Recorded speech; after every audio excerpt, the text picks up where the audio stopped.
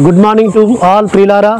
పరమ తండ్రి సన్నిధానంలో మనము అనుదినము కూడా అనుదిన కృపచేత వస్తున్న లేఖనాలను మనం వింటూ ఆత్మీయంగా బలం పొందుకుంటున్నాం కదా. దీని వెనకాల ఎంతోమంది యవనస్తుల ప్రయాసం ఉంది. వారు తమ సమయాన్ని వెచ్చించి వారు పరమ తండ్రి సన్నిధానంలో మనం వాక్యం వినడానికి కొరకు వారు ఎంతో శ్రమ పడుతున్నారు, ప్రయాసపడుతున్నారు. వారి శ్రమను వారి ప్రయాసాన్ని పరమ తండ్రి గుర్తిరిగి వారిని పరమ తండ్రి బహుగా ఆశీర్వదించినట్లుగా మీ ప్రార్థనలో జ్ఞాపకం చేసుకురండి. ఆ బిడ్డలకు భవిష్యత్తు ఉన్నతంగా ఉన్నట్లుగా మీ ప్రార్థనలు చేయండి. అదే మాదిరిగా ఈ యొక్క యూట్యూబ్లో వస్తున్న ఈ అనుదిన కృప వస్తున్న ఈ వీడియోలను మీరు లైక్ చేయండి, షేర్ చేయండి. అనేకులకు మీరు షేర్ చేసినట్లయితే మీరు కూడా ఈ వాక్యాన్ని అనేకులకు ప్రకటించిన వారిగా ఉంటారు. ప్రియులారా, ఈ దినము కూడా అనుదిన వస్తున్న కృపలో లేఖన భాగంగా మనం చూసుకుంటుంటే మొదటి రాజుల గ్రంథము 9వ అధ్యాయము 3వ వచనంలో, నా సముఖం నందు నీవు చేసిన ప్రార్థన విన్నపములను నేను అంగీకరించి తిని. సొలొమోను రాజుతో పరమ తండ్రి యెహోవా సెలవిస్తున్నాడు. ఆ మందిరాన్ని కట్టించి ఆ మందిరమును ప్రతిష్ఠించి ఆ మందిరములో ఆయన మోకరిల్లి ప్రార్థన చేస్తున్న ప్రార్థనలన్నీ కూడా పరమ తండ్రి విన్నాడట. నా సముఖం నందు నువ్వు చేసిన ప్రార్థనలన్నీ కూడా నేను ఆలకించి ఉన్నాను. నువ్వేమైతే ప్రార్థన చేస్తూ వచ్చావో నా నామం అక్కడ ఉంచుటకు, సదాకాలం ఉంచుటకు నేను ఏర్పరచుకున్న ఈ మందిరం మీద నా కనుదృష్టి ఉంచి ఉన్నాను.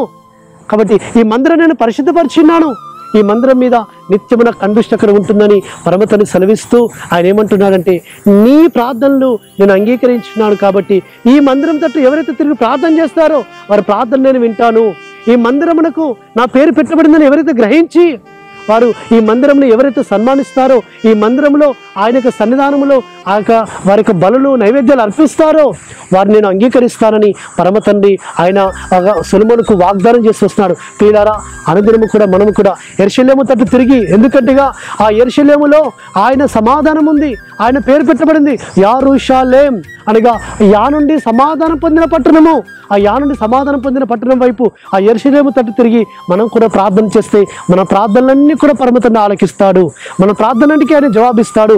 కాబట్టి మనము కూడా ఆయన సముఖం నందు ప్రార్థన చేయాలి. అది ఆయన నామము ఏ స్థలములో ఉంచాడో, ఏ స్థలం మీద ఆయన కందృష్టించబడిందో, ఏ స్థలం మీద ఆయన మనసు ఉందో ఆ స్థలం తట్టు తిరిగి మనం ప్రార్థన చేయాలి. దానియేలు ఆ విధంగా దినమునకు ముమ్మారు యెరూషలేము తట్టు తన కిటికీ తన గదిలోని కిటికీ తలుపులు తెరిచి ఆయన ప్రార్థన చేస్తూ వచ్చాడు. ఆ ప్రార్థన కూడా పరమ తండ్రి ఆలకించాడు. మనము కూడా ప్రార్థన చేద్దాం.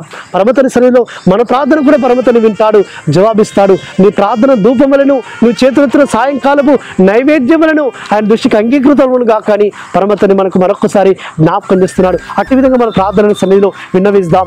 పరమ తండ్రి అట్టి విధంగా మనకు తన కృపను విస్తరింపజేసి మన ప్రార్థన జవాబు అనుగ్రహించును గాక.